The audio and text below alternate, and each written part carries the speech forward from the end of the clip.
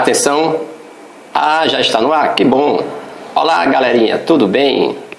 Mais uma videoaula para vocês do professor Alain Calvé, contribuindo com esse processo pedagógico e atendendo principalmente essa galerinha estudantil, que é o meu público fiel, e também aos simpatizantes pelas disciplinas Biologia e Saúde. Pois bem, na videoaula passada, nós falávamos de protozoários dentro do reino protista. São micro-organismos que estão envolvidos no ciclo de diversas doenças, que essas doenças também são consideradas zoonoses. As zoonoses, gente, são doenças onde está envolvido o animal e tanto o homem. E nós comentamos algumas delas aqui já anteriormente, como a leishmaniose e a toxoplasmose. A leishmaniose envolve o nosso cão, o amigo do homem, que pode estar servindo como hospedeiro de doença. Ele é um cão errante que pode estar perambulando, que eu falei, nas suas ruas ou próximas às suas casas. E o mosquito, o vetor transmissor, é o principal vilão e não o cão. O nosso animalzinho é apenas uma vítima.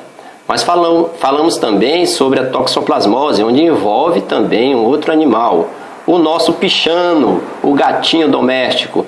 Bom, aí eu fiz uma referência sobre as fezes desses pichanos, que onde as mulheres que estão no estado de gestação, elas devem evitar a aproximação com esses animais, porque o protozoário, que é o Toxoplasma gondii, olha os nomes científicos, vocês têm que também saber, galerinha, escrevê-los, tanto pronunciar, que eu sei que é complicado, a biologia não é fácil, mas você tem que assimilar da forma como eu estou falando, contextualizando. Então esse Toxoplasma gondii, que é o micro-organismo, é o protozoário causador da toxoplasmose, ele está envolvido ali com as fezes dos gatos, e as mulheres gestantes devem evitar o máximo a aproximação com esses animais, porque o feto pode adquirir uma sequela. Bom, tem casos que as pessoas, as crianças, nascem até com a cegueira ou parcialmente de um olho, eles não conseguem recuperar depois. Então é melhor a gente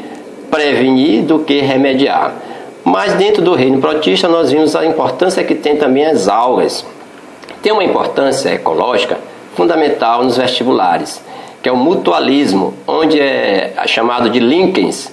É uma contribuição que as algas elas dão para os fungos, e os fungos também contribuem para as algas. Como é que é essa contribuição? Bom, as algas, elas são seres fotossintetizantes, que eu falei na aula anterior, por possuir o pigmento clorofila, e quando elas fazem a fotossíntese, elas acabam absorvendo a matéria orgânica e passando para os fungos como alimento, ou seja, a glicose.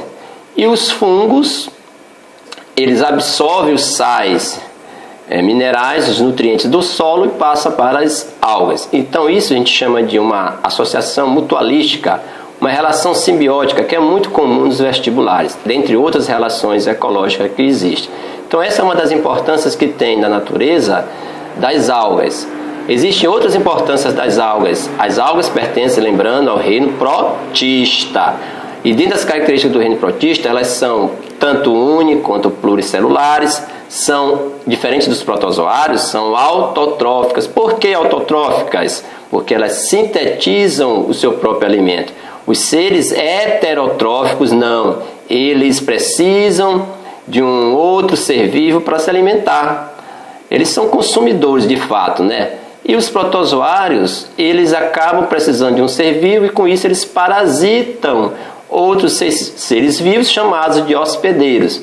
Mas é um detalhe, existem também fungos, gente, que não só causam doenças, eles têm sua importância ecológica também. Vejam bem, existem fungos, esses micro-organismos, que vivem, moram, o seu habitat é dentro do organismo de outros seres vivos sem incomodá-los.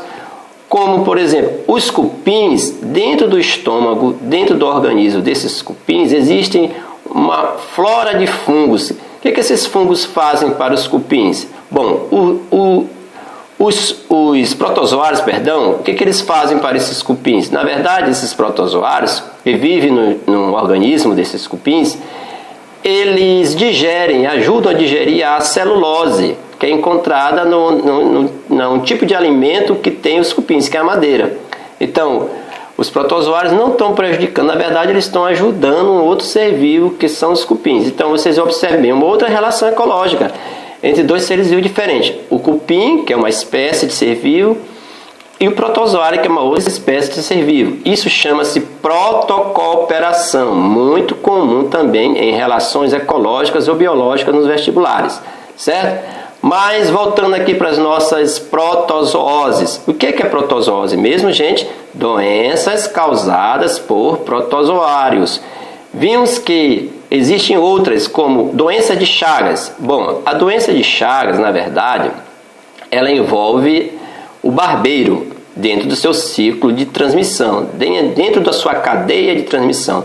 O barbeiro, que é um inseto triatomínio, é o agente transmissor ou vetor da doença de Chagas. E o protozoário, professor? Bom, o protozoário é o Trypanosoma cruzi. Doença de Chagas é uma homenagem ao descobridor Oswaldo Chagas, lá no Rio de Janeiro. Bom, o Trypanosoma cruzi, Trypanosoma é o gênero e cruzi é a espécie. É o protozoário causador da doença de Chagas.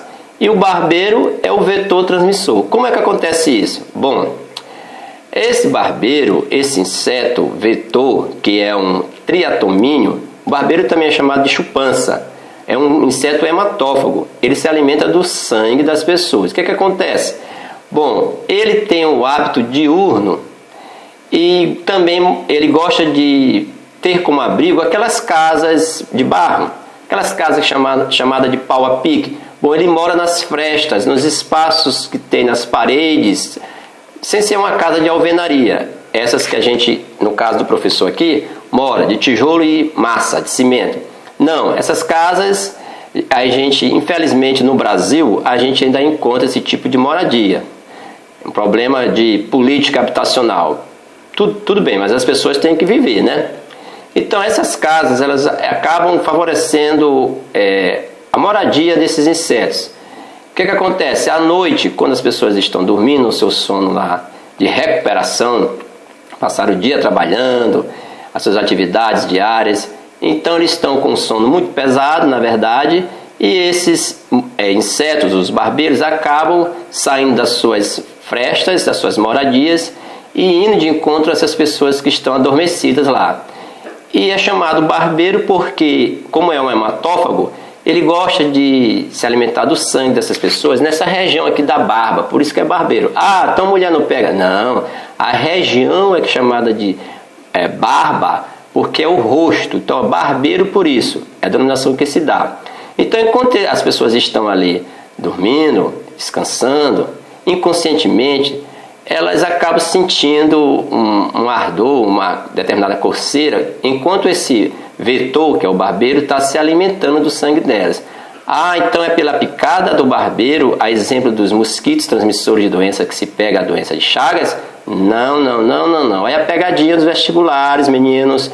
Na verdade, enquanto esse barbeiro está se alimentando do sangue dessas pessoas, esses animais, esses seres vivos, eles acabam se alimentando ao mesmo tempo, fazendo suas necessidades fisiológicas, fazendo o seu famoso cocô, as fezes. Já pensou se enquanto a gente se alimentasse e ao mesmo tempo a gente fizesse as nossas necessidades? Seria meio estranho, né? Mas isso é muito comum nos seres vivos, nesses pequenos animais.